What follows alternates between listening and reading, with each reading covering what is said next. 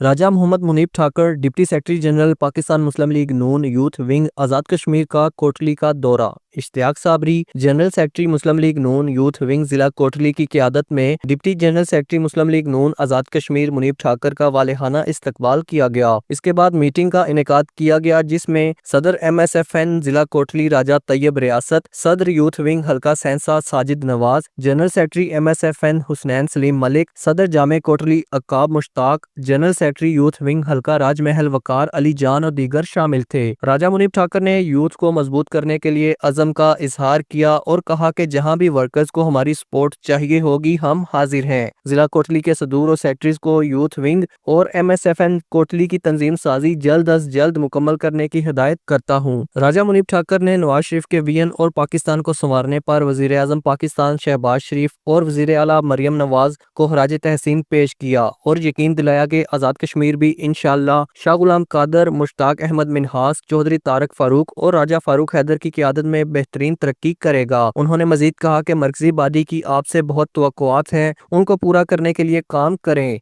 इस मौका पर मुकर्रीरीन ने सरदार यासर मंशा की लीडरशिप और उनकी मेहनत को सराहते हुए कहा कि वो एक दबंग नौजवान हैं और नौजवानों के लिए नेक ख्वाहिशात रखते हैं। राजा फातेह महमूद कियानी, सरदार यासिर मंशा, राजा यासर इकबाल, सैयद गजनफर शाह और मुनीब ठाकर की क़यादत में बड़ा बेहतरीन काम हो रहा है और हम उम्मीद रखते हैं कि अगले आने वाले दिनों में इसका मजीद दायराकार बढ़ाया जाएगा। यूथ की मजबूती के लिए इसको हाई लेवल पे लेकर जाया जाएगा। हम मुनीब ठाकर के कोटली आने पर उनके मशकूर हैं।